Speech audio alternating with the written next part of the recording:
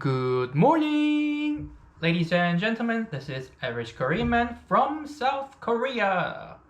Welcome back to my channel, everyone. Today, I would like to talk about why South Korea has a strict recycling system compared to other countries in the world. And also, I'm going to talk about how to do recycling here in Korea.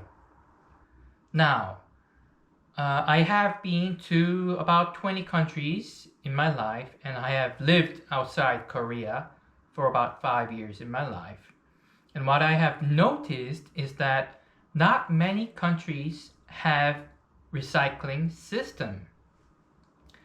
And I know that Japan has a strict recycling system, and a couple countries in Europe do recycling system, and South Korea also has a strict recycling system.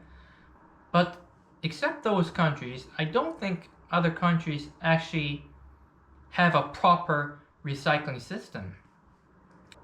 The world says we need to take care of the environment, we need to take care of the pollution. But how many countries do you think actually care about the world pollution? I don't think many countries do. Does that mean South Korea has a strict recycling system because we care about the world pollution? I don't really think so. Then why do we have a strict recycling system? That's because I believe, and this is what I think, I'm telling you my thoughts. I have not done any research on this. I'm just telling you my thoughts. So this theory I'm going to talk about might be all wrong. So I think South Korea has a strict recycling system because we do not have any natural resources. When I say natural resources, and there are many things in natural resources, but petroleum, the crude oil, has the biggest share. And Korea produces zero petroleum, absolutely zero. So we have to import all the oil. And South Korea has very good oil refinery companies, but we do not have oil underground, so we have to import all the oil and then refine the oil and then export the refined oil. Did you know that petroleum or crude oil is not only used in transportation like cars, buses, trains, and planes, but also used to make a lot of things in this world, like plastic, clothes.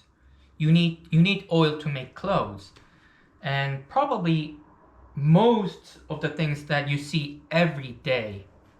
For countries with high oil production, it is cheaper for them to make new plastics and to make new clothes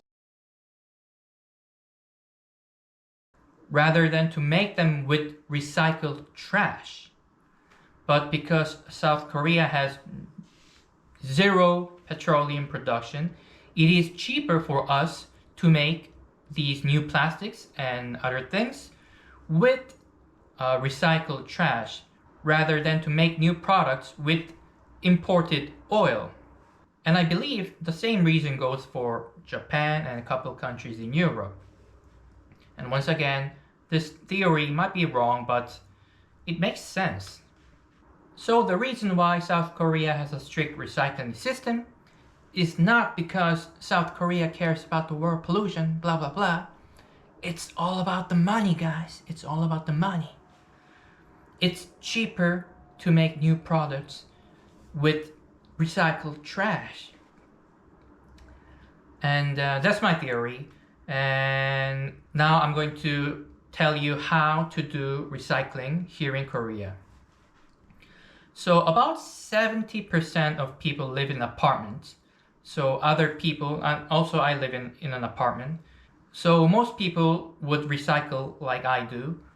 So what we do is, there are a couple recycling zones here in this apartment.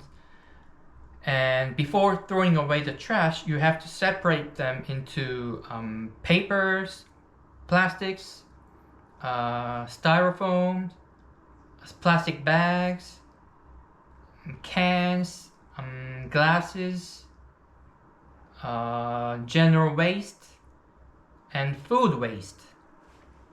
And the thing is, in order to throw away food waste and general waste, you have to pay money. You cannot throw them away for free. You have to pay money to throw them. So what you do is you have to go to a grocery store or a convenience store, and you have to buy a plastic bag that is for throwing general waste, and you put your general waste into this plastic bag, specific plastic bag, and you throw it away at the recycling zone. And if you don't put your trash into this specific plastic bag, the truck that comes to pick up the trash would not pick up your trash. It would just leave it there. So that's how you throw away your general waste here in Korea. And now I'm going to talk about how to throw away your food waste. There is a machine down there at the recycling zone to throw away your food waste. And when you put your food waste into the machine, it measures the weight of your food waste.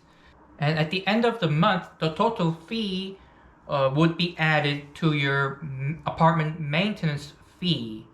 And you have to pay through your apartment maintenance fee every month at the end of the month. And that's how you throw away your food waste. So for general waste and food waste, you have to pay money, but for other things like plastics, papers, styrofoams, plastic bags, glasses, cans, you don't have to pay money.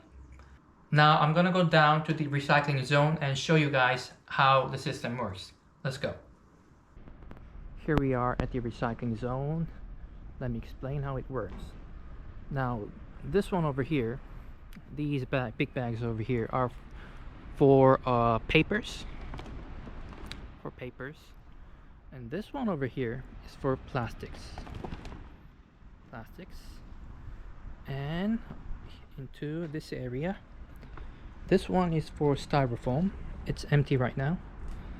And this is for plastic bags and products that are made of vinyl.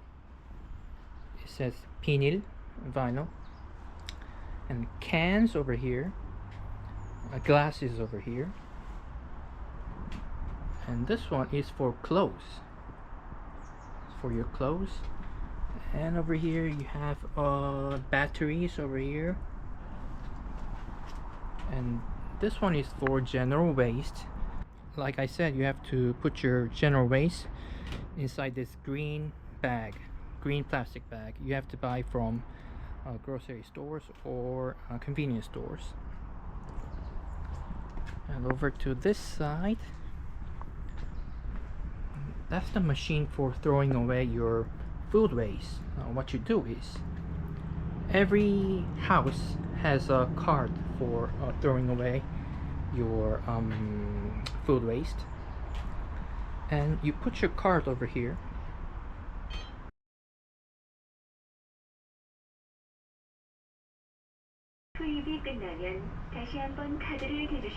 It opens up like that, and you put your food waste, and then when you're done, you put your cart again.